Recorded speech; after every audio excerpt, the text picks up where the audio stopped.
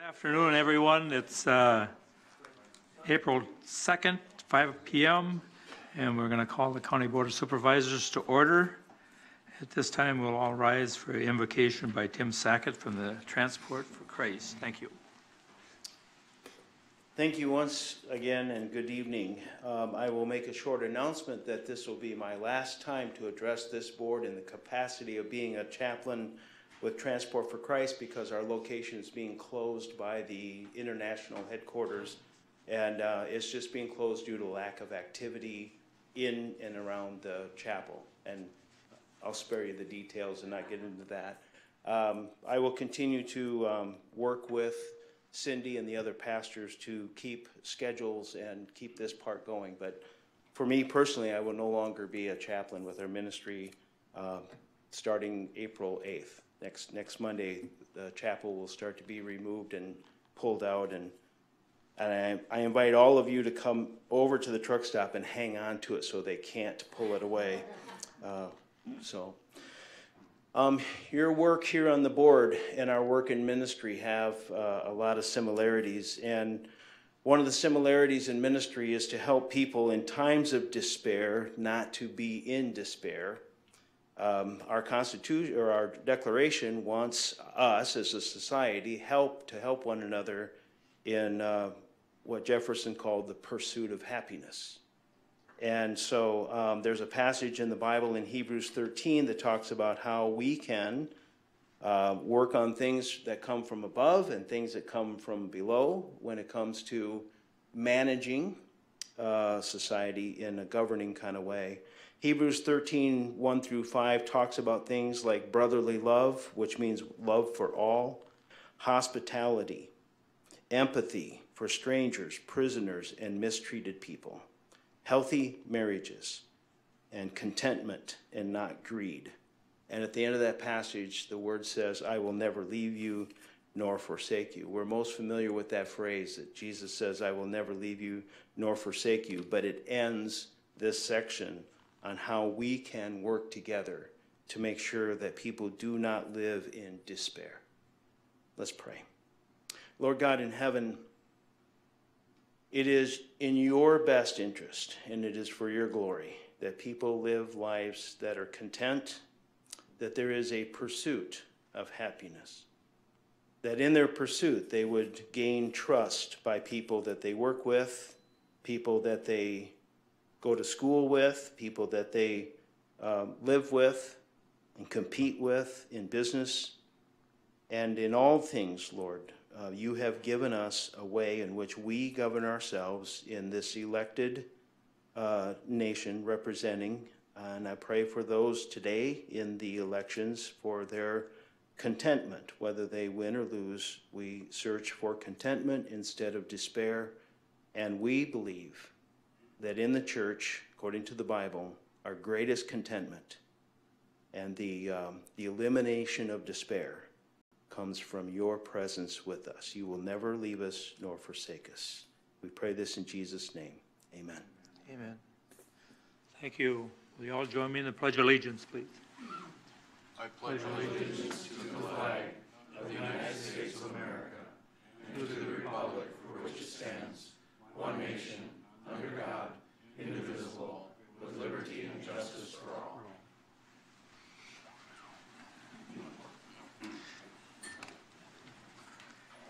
Cindy, are we ready for roll call?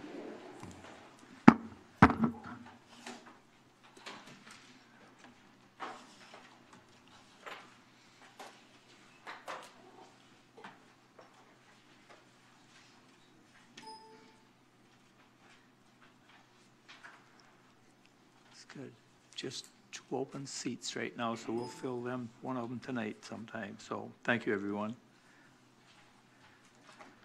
Now we're open for public comment. Anything on or off the agenda?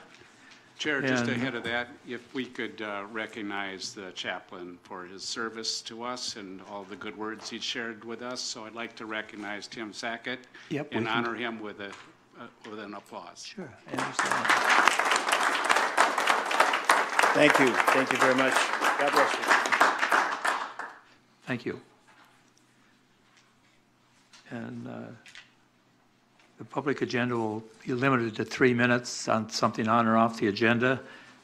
And I have one here from Virginia Draft. Good afternoon. My name is Virginia Draft from Emerald Township, St. Croix County. First of all, I'd like to update you on Emerald Sky Dairy, which is still for sale. So if you have $9,500,000 in your pocket, feel free. Kim Dupree went through the 381 pages that they emailed her after open records and went and came up with a shorter version of the highlights, but the manure spill amounted to 275 gallons, or 1,000 gallons, over a 10-day period in December 2016, and this was not reported at all until March, the 30th of March of 17. So I will leave a copy of this with Cindy, so anybody who's interested can look at that. And second, I would like to make a comment about the presentation Mr. Davy gave about the proposed manure digester in Pleasant Valley Township. Many times he mentioned investors and the gas line hookup on County Road J in Baldwin. And what about the investors, otherwise known as the citizens, that have invested their lives and all their savings in their houses that live around there in the community that they live in? They're more concerned about their air and water, the safety, the property values, and many reports that we're getting on the emails about digesters, they aren't sustainable for the most part. They talk about the ones in Europe that are thousands of them, they say, but we're not hearing about ones that are working very well here in our country. Benson, the one that Mr. Davy is talking about, is they're asking them to move over here. But it seems like it's more about the investors all along with these big CAFOs and digesters, it looks like too.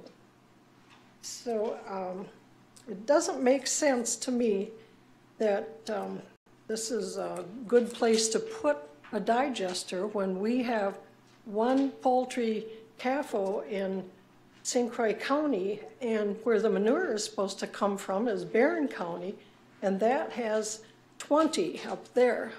So I figured that out. Our roads in St. Croix County, is that fair to our county to have to pay for all that traffic when he talked about 25 to 30 vehicles a day? And shouldn't any of these CAFO expansions and digester plans wait until the new State Water Task Force group has done their job and reviewed all these things? Thank you. Thank you. Anyone else from the public that has public comment up for subject on or off the agenda? Mr. Chairman, this is unusual, but I've found on my desk tonight a packet of information from Mrs. Draft, I believe the same Mrs. Draft. Okay. And it apparently, I haven't opened it, applies to the matter that will come before the Board of Adjustment. We on the Board of Adjustment are very careful to only consider material that is available in a public forum presented to it. So what I'd like to do is make a record and give this to Ellen Denzer to be incorporated in the file that will be provided and made available to the public, to all parties, and to the other members of the Board of Adjustment without my having studied it in advance. I'm just making the record with your permission. Okay, thank you.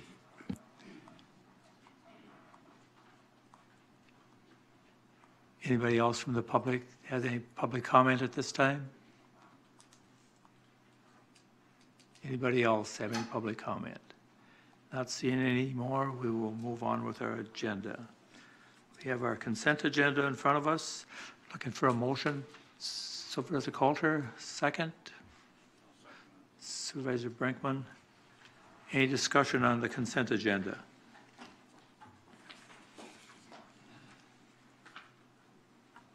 Not seeing any discussion by anybody.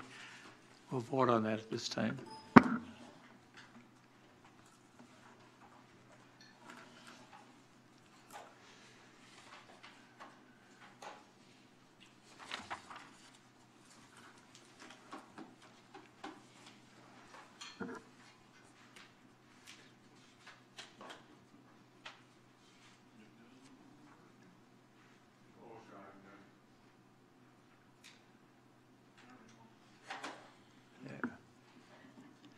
That's all yeses. Thank you. Presentations and proclamations, and that's National Telecommunicator Week in St. Croix County, and I'll turn this over to Supervisor Brinkman. Initially conceived in 1981 by Patricia Anderson in the county of Contra Costa, California, Telecommunicators Week was created to raise public awareness of the hard work and dedication of public safety telecommunicators. In October of 1991, APCO International successfully lobbied to receive a formal proclamation by Congress, which was signed by then-President Bill Clinton, designating the second full week in April as National Public Safety Telecommunicators Week. Approximately 5 years ago, when I first became the chairman of Public Protection, I actually read the proclamation, and half the county board fell asleep. So I will tell you that it is in your packet if you would like to take the time to read it. I would, however, like to introduce Terry Anderson from our telecommunications department, and he has just a couple things to say about that. Thank you. Thank you all, County Board Supervisors. We have a great staff that works down in the 911 center. I wanted to thank you for your support that you provide the staff in getting the tools that they need to do their job. Each and every day it's a battle in the trenches that they deal with, both emotionally, sometimes physically, but it's how they deal with all the phone callers on the lines that they are dealing with.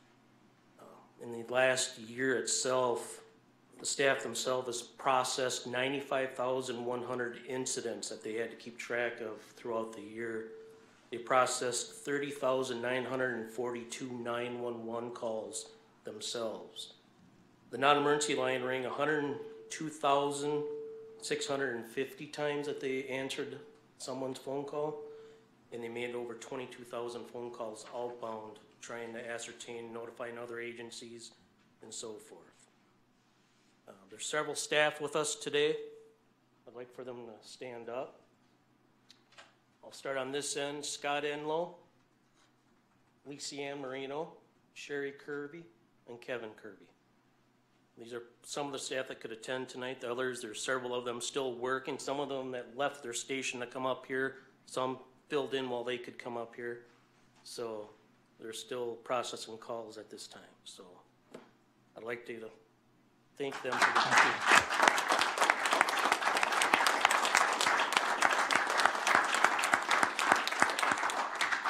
And I encourage any of you supervisors, if you have the chance, to stop down and talk to Mr. Takash or myself, or even stop and talk to the staff themselves. They're always interested in showing you what your support has given them. And thank you. Thank you, Terry. Can we have a motion to approve this proclamation from St. Croix County? Supervisor Coulter, second. Supervisor Schoberg. Any discussion on that? Just for the record, I was riveted by the proclamation when Andy read it.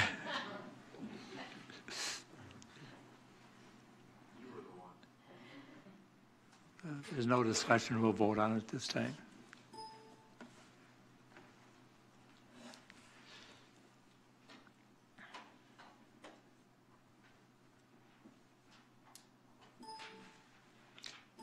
And that's all yeses. Thank you.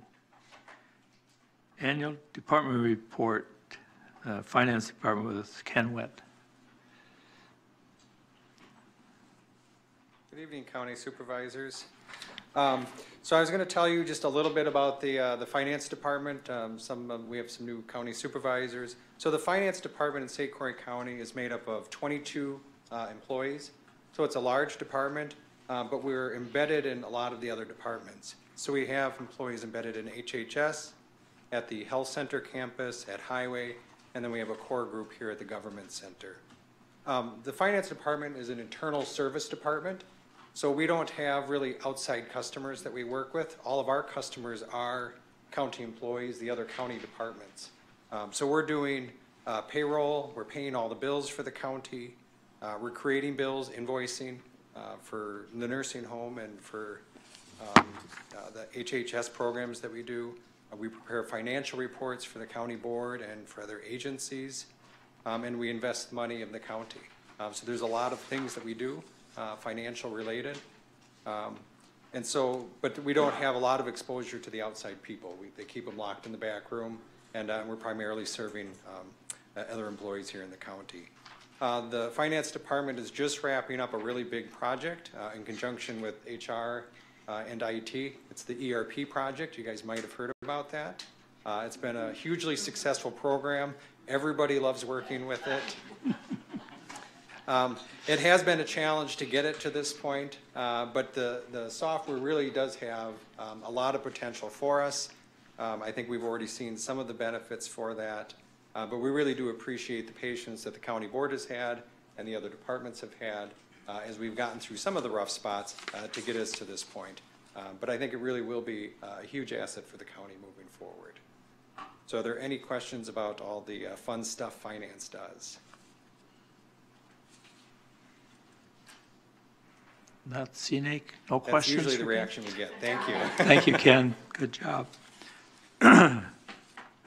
This time we'll move forward with the administrator's report. Turn it over to Mr. Thompson. Thank you, Mr. Chairman.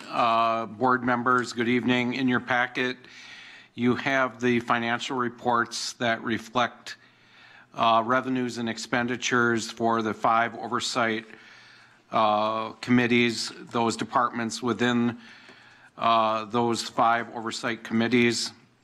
I'll call your attention to the second page in the report where we identify the expenditures year to date. These reports reflect activity through the end of February. So if we look at all 5 of the groupings, all of them are within budget for expenditures. It's early, it's only 2 months into the year, but all of them exceed the what I kind of use as a ballpark benchmark figure of 85% of budgeted expenditures should be remaining, give or take, and all 5 oversight groups exceed that 85% threshold.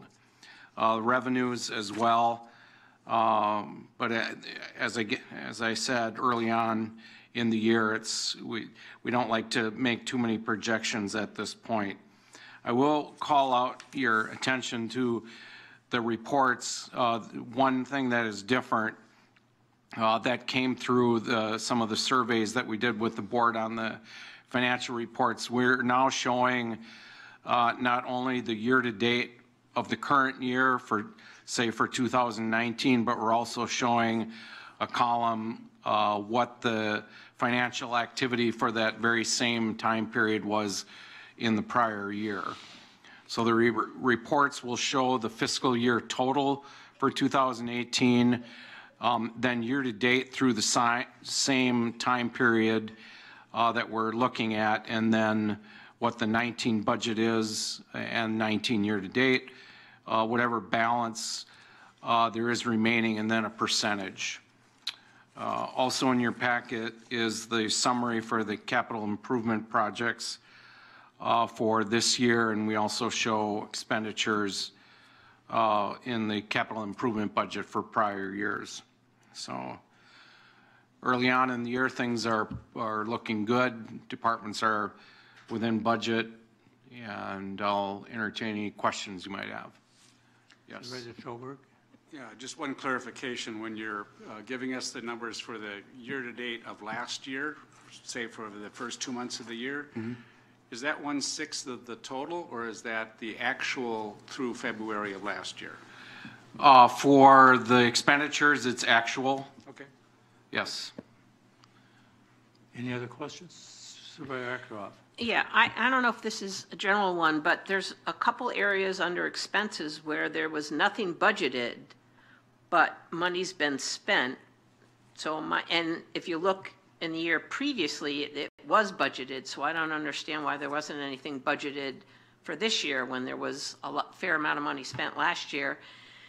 That's one question, and that's kind of a general thing. But my other one is, when we get into the negatives, like with the expenses where they've spent money and they had zero budgeted, all that is a minus sign on the right-hand column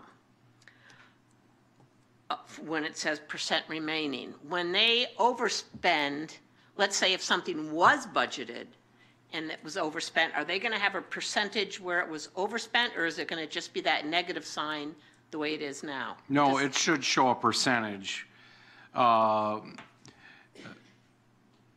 Your first question, Supervisor, could you refer to a specific line item that you're looking at?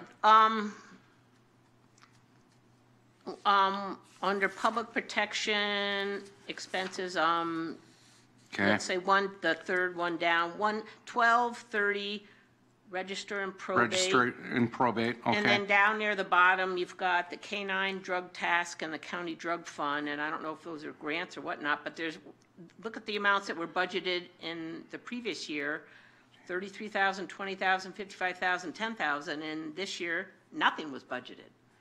Okay, so I'm going to also ask the finance director to step up, but so what you're looking at in register and probate, under expenditures, I am showing zero for 2019 budget and some expenditures to date, but that zero that doesn't look right. It's right. It's right, okay. Any other questions? All right, thank you, Ken. You can be seated. Yeah.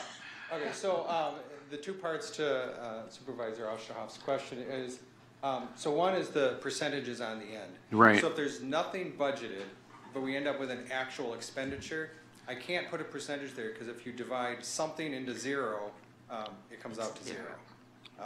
So it's a mathematical issue that I can't show anything there. But that's why I was asking, if they have budgeted and they overspent, will we see that? Yes. Okay, Yeah. so it's only if so we'll know if there's just that line that there was no budget for that. Yeah, it's either because the answer is zero, or because the answer is divisible by zero. So then it becomes zero all the time. So the other part of your question then is on register of probate specifically, that line item. So the register of probate is budgeted in the clerk of courts, and anytime we end up with an actual expense in the register of probate, it's because somebody coded it wrong. I've actually turned that code off now for the rest of this year, so people will stop using it. Because nobody should be using it, but that's how come money's kept ending up on that line item. And then for some of the grants, we have actuals. We didn't have budgets in the prior year, so that far left column, I think, is the year-to-date actual. So we don't budget for some of these grants necessarily, because we don't know if we're going to get them, but we do tend to get them every year. So there's no budget, but we end up with actuals every year. So those are grants that we get that we don't necessarily budget for. The register and probate, that's just people need to stop using that number. And then the formulas, when you divide by zero, you get zero. Okay, so that's pretty much true for public protection and the community development situations, that it's all related to grants? Those are the only two kind of areas.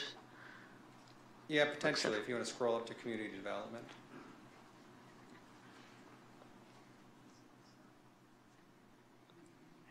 Yeah, so some of the bottom ones are similar situations.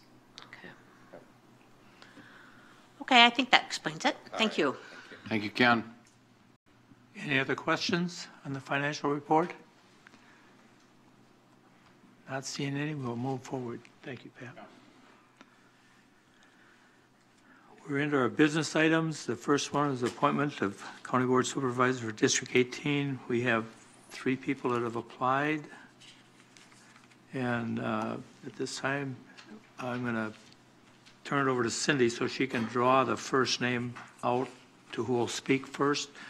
We have a Nancy Hubble, Vance Van Dam, and Shelley Tomsack. So we'll turn, Cindy can draw a name out, and then the first person will come up to the podium and speak. I'll just draw the order. First to speak will be Nancy Habel. Second, Shelley Tomschick. And then Lance Van Dam.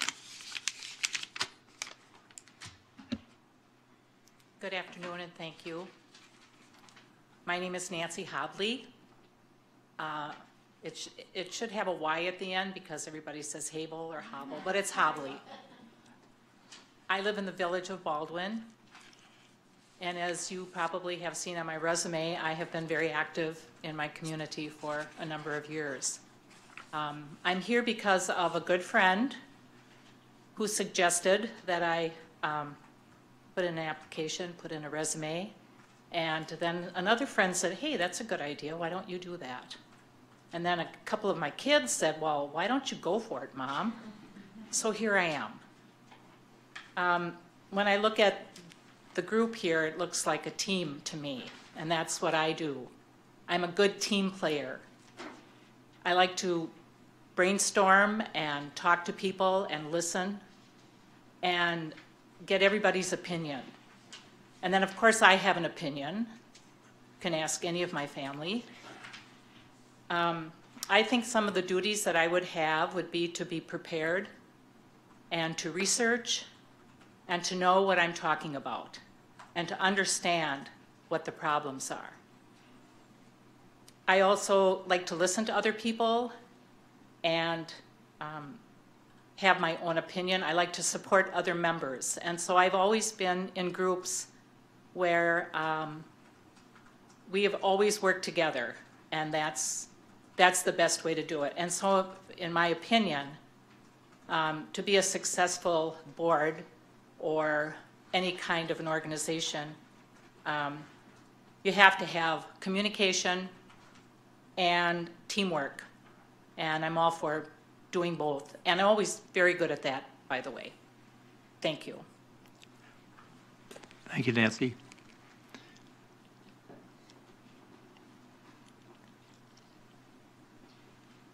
Hi, I'm Shelley Tomschick.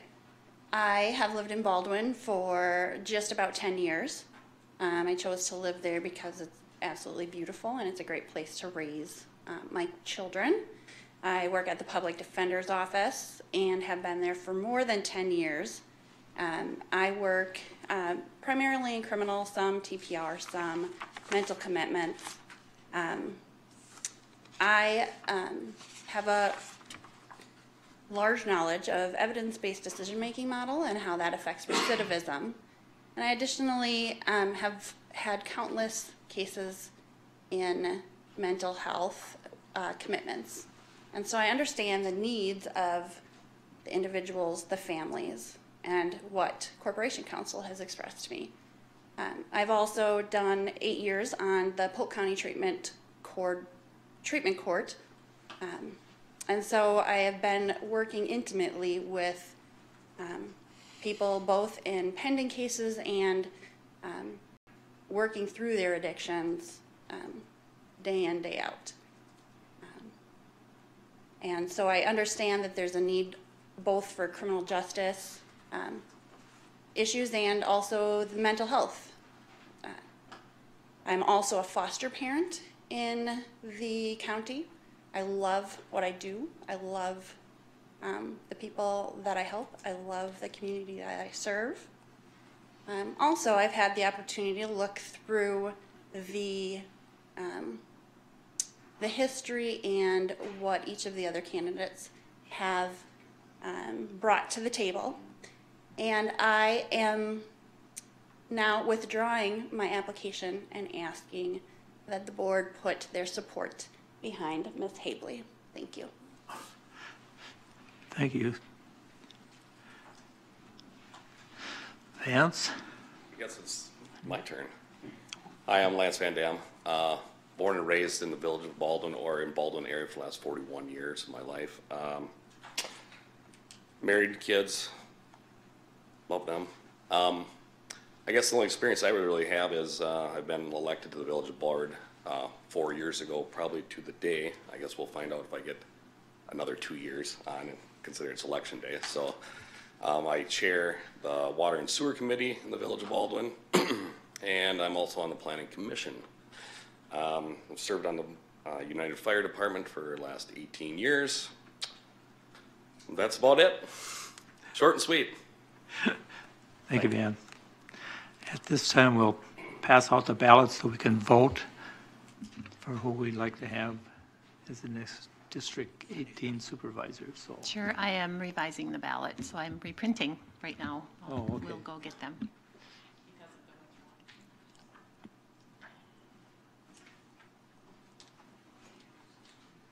Is this the time when we play Jeopardy music? Sorry?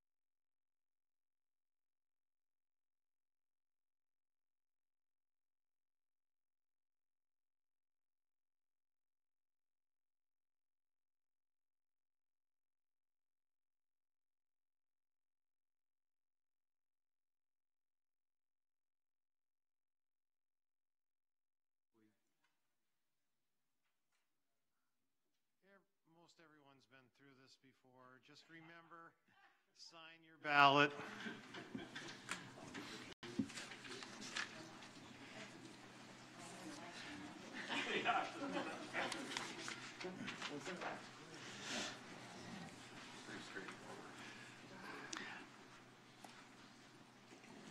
Roger. We'll have to take a break when this. Yep. I also got, I got an ask.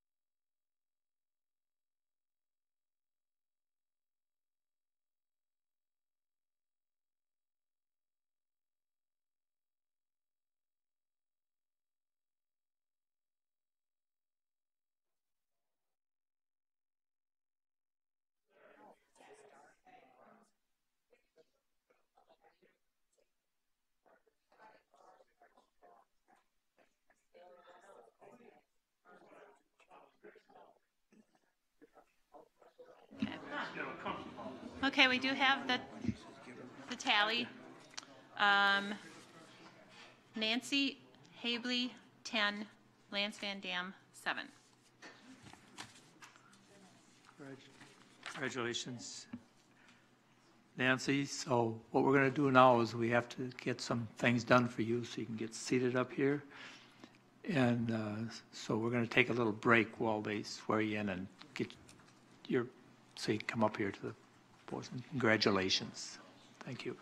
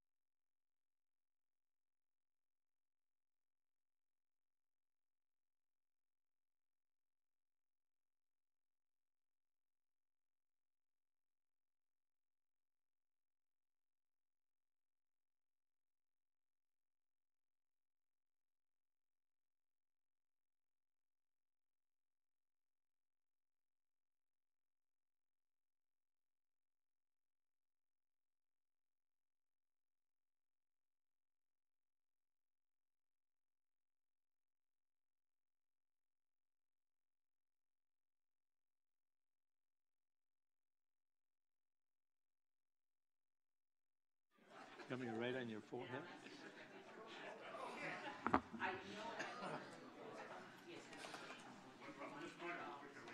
Who's gonna do the motion in the second on this? Bill. I'll do a second. Bill said he. Who's gonna do the motion? Yeah. I'll do a second. Okay.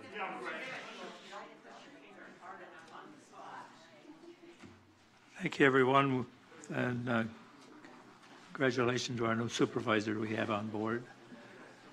And at this time, we'll move on to our number 2, which is a resolution designating Work Safety Awareness Week. And Supervisor Peavy? I so move. Supervisor Ossoff, second. Is there any discussion on that resolution? If anybody has any questions, we can have Robbie come up, or probably Dave can answer, but If there's any questions, we will. If there's no questions, we'll move forward with the vote then. We have a motion and a second.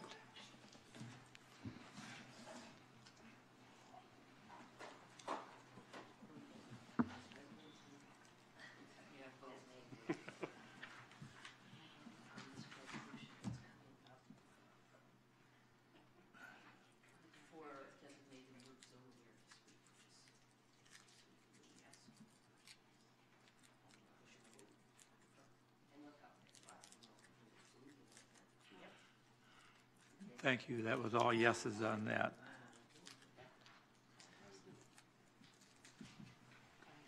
Our number 3 is a resolution approving grant application for snowmobile trail aid program. Supervisor Hanson, and I'll come back over to Supervisor Coulter in a second.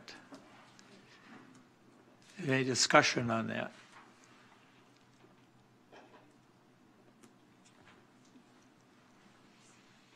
Seeing no discussion, we'll vote.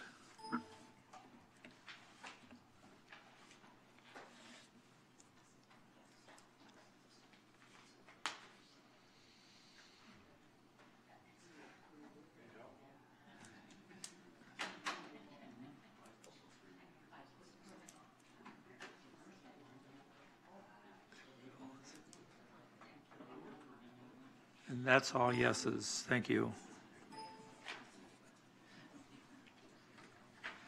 Number 4 is a resolution approving applications, administration, and targeted runoff management grants. Do I have a motion? Supervisor Coulter. Second, Supervisor Hanson.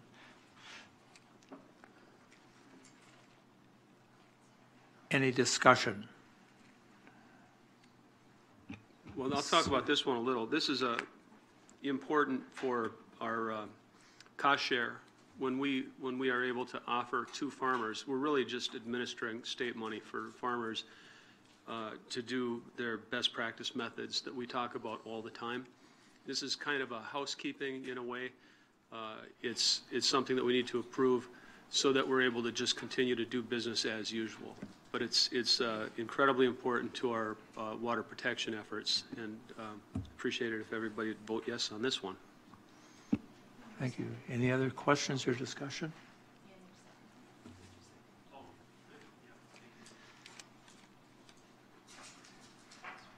Not seeing any. We have a motion and a second on the floor.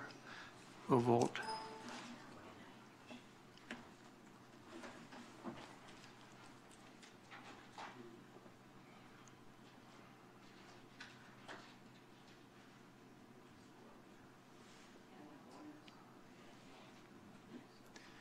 And that's all yeses. Thank you. Number 5, resolution amending budget for 2019. Supervisor Peterson's motion. Do I have a second? I'll second it. Roger. I'll second it. Supervisor Ossoff seconded.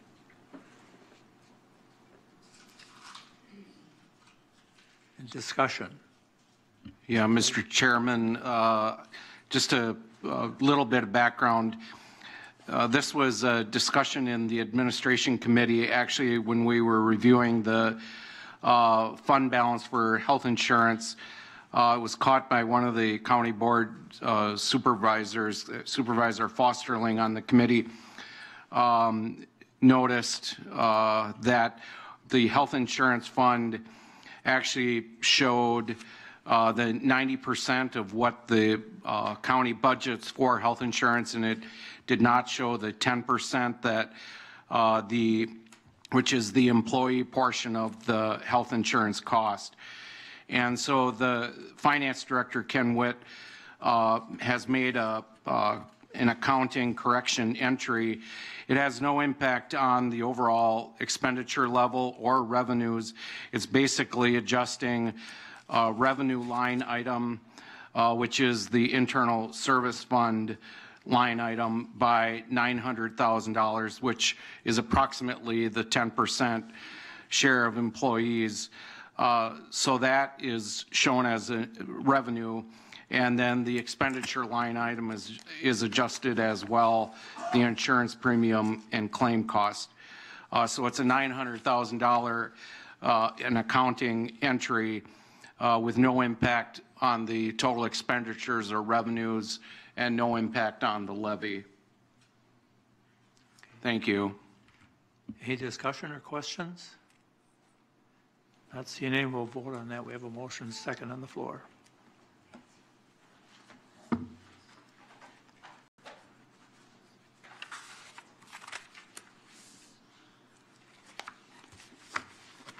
And that was all yeses. Thank you. Number 6, the resolution updating county board rules and bylaws. Do I have Supervisor Peterson motion? Do I have a second? Supervisor Schoberg. Any discussion on this?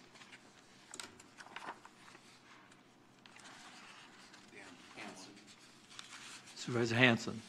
Thank you, Mr. Chair. I have one thing. Let me get it open here. The concern that I have is regarding when we have public comment, we're eliminating the opportunity for somebody to submit a comment for the chair of the committee to read. This is something that we've done since I was elected, and it's used very rarely. However, when it's used, generally it's for good cause, and I've never seen it abused. If a person simply can't be here, but they have a real passionate or convicted need to make public comment, they have the vehicle to do so. It's good, transparent government. Or if a person has a physical or mental reason that they're unable to speak in public, but they want to convey their message, this is a way that they can do so. It's a way that we can accommodate them. It's a reasonable accommodation built into our bylaws, and I think that we should strike that. I think we should leave our bylaws the way they were. And I would offer an amendment. I would amend this to leave the public comment section the way that it's been and allow people to submit public comment on a card for the chair of the committee to read. And I would look for a second to that. Supervisor Brinkman? Mr. Chairman, I would second that. I'd like to hear the reason. Okay, so first we of have all, a I'd like to hear motion the and a debate second for on the why it floor to was amend taken off. that public comment section. Is there any discussion on that? Supervisor Schober? Well, Chair Larson, don't you have a point of view on this issue? Isn't it rather uncomfortable to read something that you might not hold the same opinion of? I think if a person wants to express opinion, if they don't show up, then they can offer it in writing, and it can be just brought as part of the record. I don't think it has to be read publicly. But I thought it was in somewhat deference to you, but okay. Why don't you state what your position is? Well, if I can comment, last year you eliminated the provision that applied to county board meetings. The logic that applied to this and applied to that change and this change was exactly that reason. Having an instance of somebody writing something that the chair of the board or the committee has to read that criticizes a board member's position.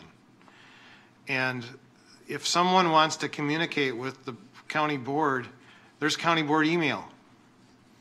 And public comment isn't a matter of right, it's something that the county board may elect to do. So that's basically the reason for the elimination of this, is to avoid those uncomfortable positions where someone's actually asking the chair to read something criticizing a member of the body.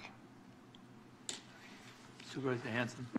That's a good point, Counselor, but I would suggest that, and I'll speak as a committee chair, perhaps we don't exercise the power of being a chair the way it's intended.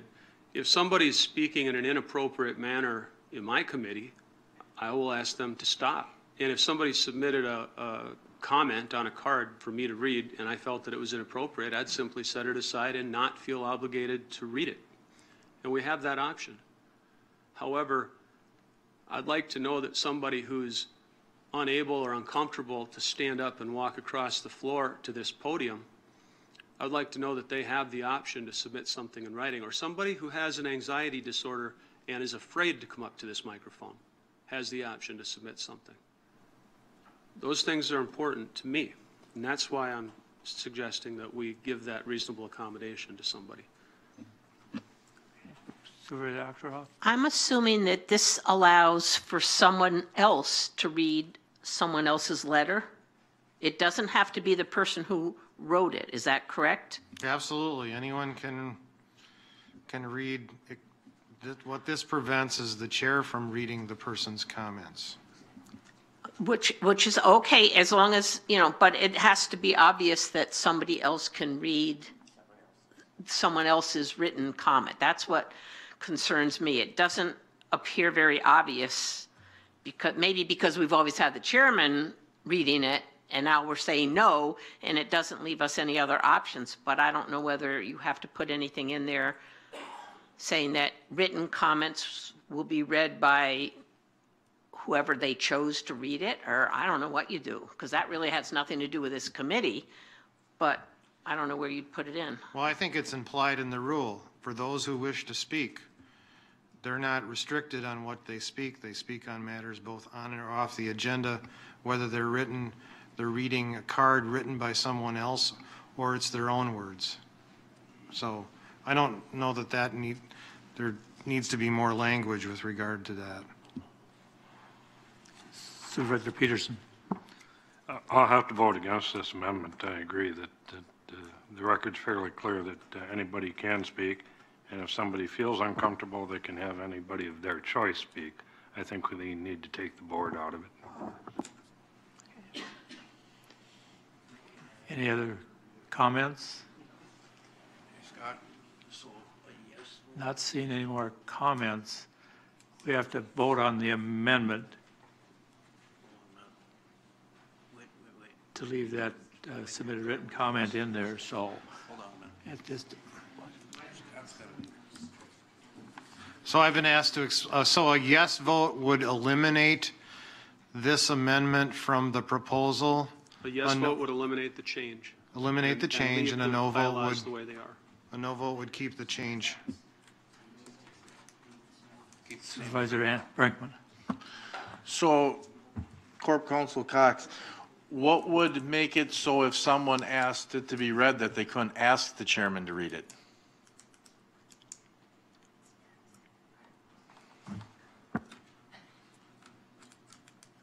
Suppose the chair could read it. The chair has a certain amount of power, and the chair could read it if the chair so wished. Edel, go ahead. This requires the chair to read it. Why not just have your neighbor read it? I mean, it's public comment.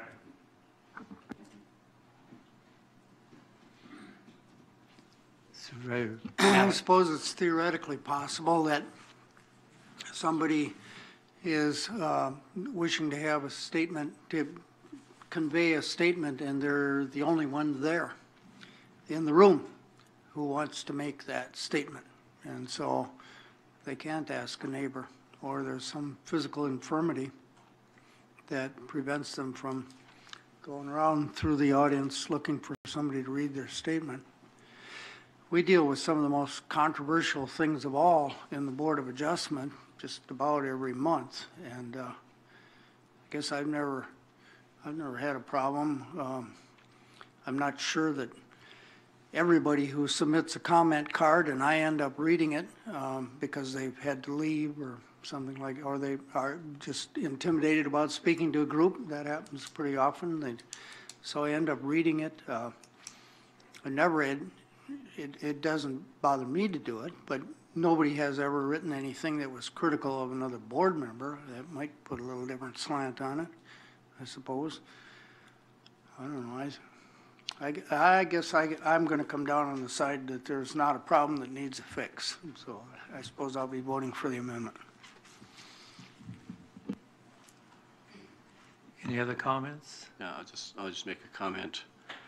I guess I would just throw in my thoughts on this because it did come up in the admin meeting. I looked at it first. I thought I was concerned about it, but then I thought, well, yeah, somebody can speak for someone else. The comments are premeditated. People plan ahead to do these things, so I would think that arrangements would be made with somebody who felt the similar way, and so it shouldn't be an issue that it would be in writing only. So I don't really have a problem with it.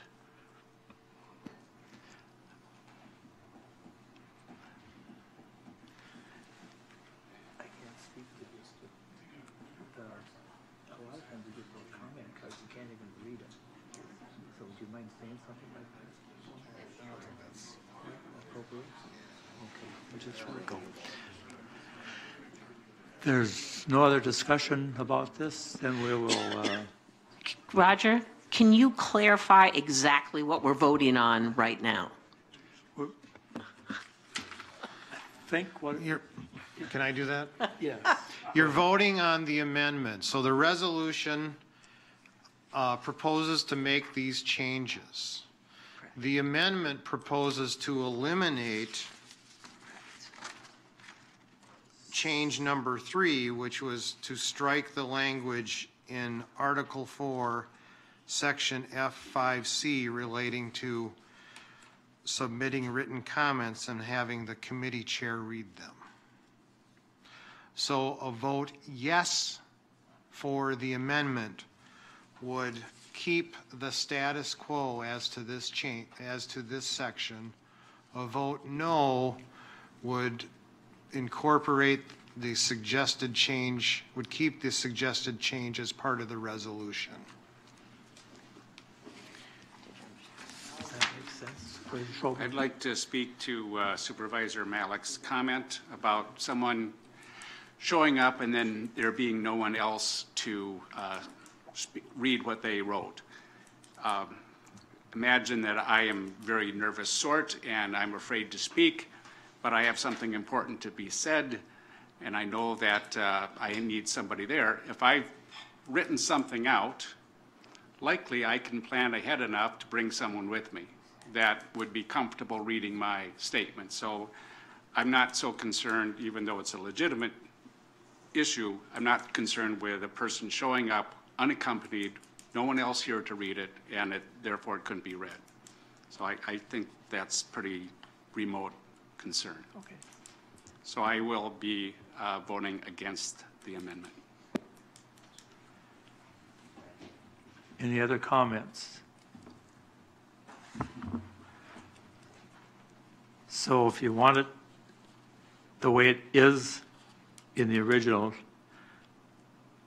you have to vote no. If you want it amended, you have to vote yes, correct? Correct. Okay, so everybody understands that. So if I see no more discussion, we're going to be voting on the amendment. Yep.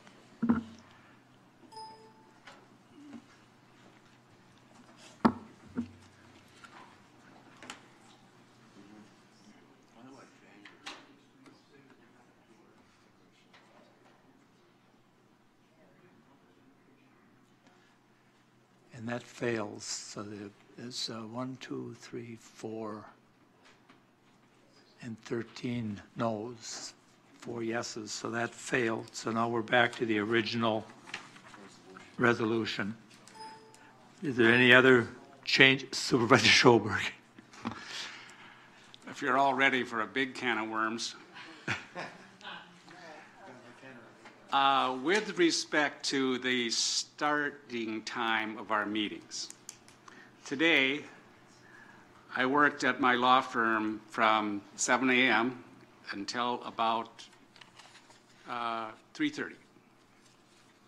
Had we had this meeting at 8 o'clock, like we do for November, December, January, February, March, I'm being asked to leave my employment for roughly 20 additional hours. I can handle that myself, but we also want to be welcoming to other employed potential county supervisors in the future, and I think it's a hardship. And if our meetings in the evening start at 5 o'clock as opposed to 7, just about all the time we're getting home before dark anyway, except, yes, December, January. So I'd like to propose an amendment that we always meet at 5 o'clock. But there has to be a second or else it's dead, so there you go. Supervisor Motatum. Well, I definitely will second that because I've had this discussion, and I very much support that because I think that having the daytime meetings, while I understand for people who live out further from Hudson and don't want to drive at night in the winter is convenient, I feel like it puts a limitation on who is able to serve on the board, and it's an unnecessary limitation. I've looked at, I think La Crosse and Eau Claire counties have all of their county board meetings in the evening. And I think they even have them at 7 p.m.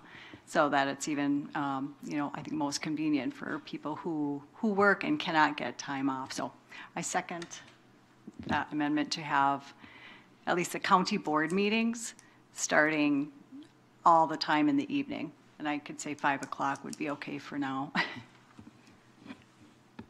Any other discussion on the amendment? Supervisor Octorov. Yeah, you know, I would be against it for at least 2 main reasons. 3.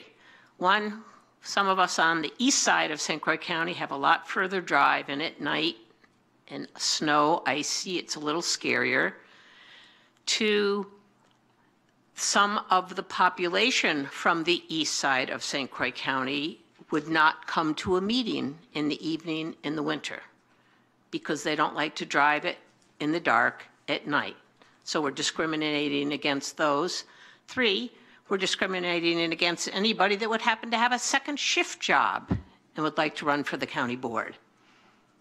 Right now, they'd have to miss, you know, some. So I think this is a good, fair compromise, and that's where I stand. Supervisor Peterson. I support Supervisor Octorhoff's position 100%. Okay. Any other discussion? This is just for the county board now. Right. Not the committees, county board only. County board. So there's a motion, second, to amend this to all 5 o'clock meetings. So am I correct to saying a yes would be to accept it and a no would be to stay the way it is? Well, that is correct. The proposal as drafted is to change the meeting times to 8 a.m. for those months and to change the organizational meeting to 8 a.m. As I understand Supervisor Schoberg's motion, all county board meetings, regular and otherwise, would be held at 5 p.m. Okay. Your interpretation of my motion is a little bit off. I only meant the regular meetings, not the organizational meeting, which, if it switched to 5 o'clock, would create a conflict with Bill Peavy's and many other village meetings. So only with respect to item 1, only with respect to our regular monthly meetings. Okay.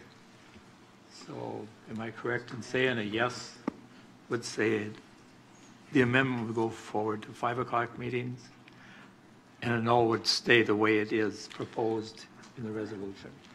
Correct. Only affecting the regular meetings. Supervisor Brinkman? If I could ask Administrator Thompson, are there concerns moving all the meetings to 5 o'clock for staff attendance? I try to stay out of this debate, but I also want to address your question. I'll be very straightforward. The staff would prefer day meetings, but having said that, the staff will be here whenever the board meets. If you meet at 10 p.m., we'll be here. I'll have some groggy people the next day, but we'll be here no matter what time you decide to meet. But we would prefer day meetings. Okay. Supervisor Ostroff? Just a clarification again for exactly what we're voting on this vote, because we started and then we got sidetracked. So I just need it. If you vote yes for this amendment, that means you want all evening meetings. And if you vote no, you want it to go by what's the In the draft. in the draft. In the draft. Is that correct? That is correct. Okay, thank you. Any other discussion? Except for Questions?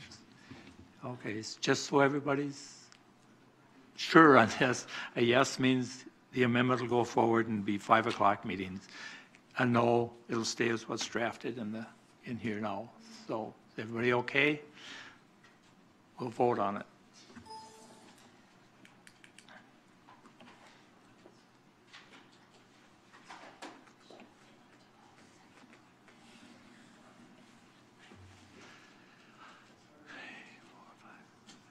Six yeses, 11 noes, so that fails. So we'll be back to the original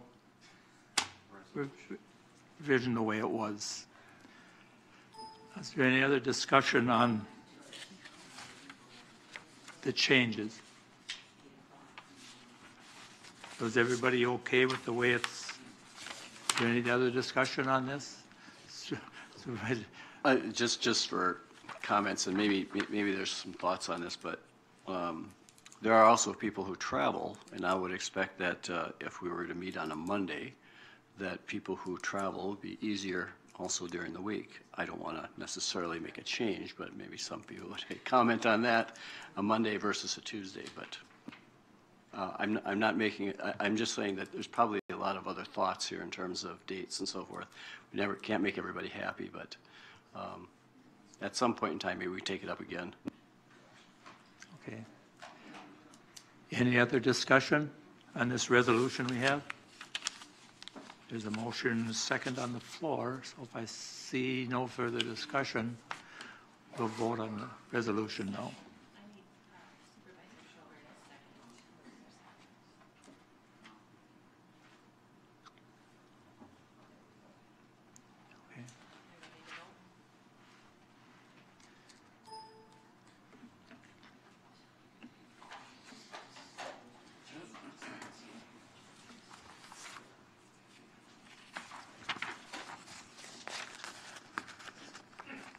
That was all yeses and one no, so thank you very much for that. Requests for further agenda items. I have two. One is, can we be brought up to date on what's happening in District 13? I would like that to be kind of an ongoing every month, so we have some idea of what is taking so long to get this all done, just the whole process. And so the public also understands why it has been over a year and there still has not been someone, and a monthly update would be beneficial. That's personal. And my other one is,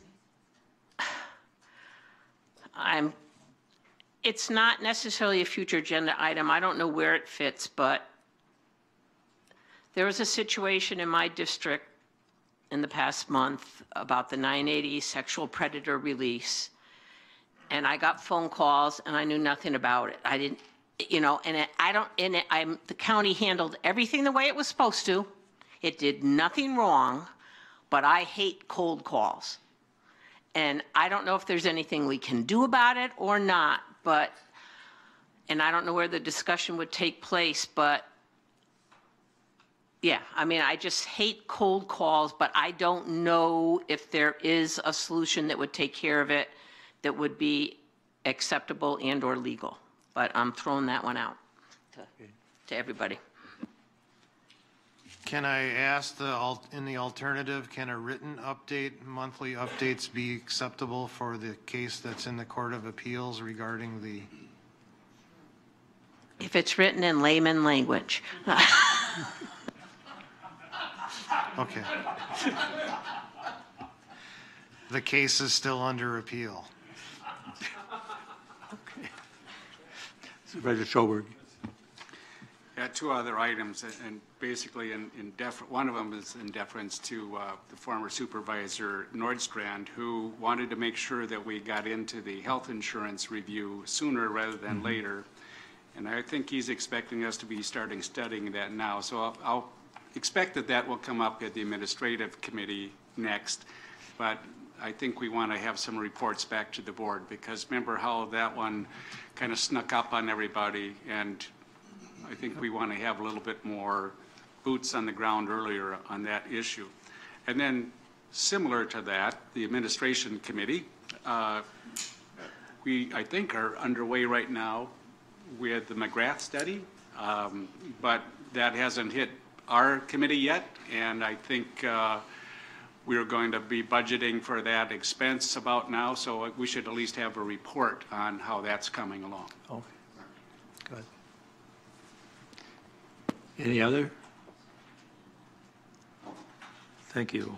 We'll move forward to the county clerk's report. Nothing? Okay.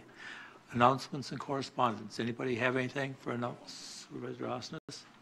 Just to let the board members know, Fred Johnson, Bob Fiedler, myself, and George Zaski from the Council on Aging and Disabilities were in Madison up until 1 o'clock this afternoon, so we made a quick trip back home.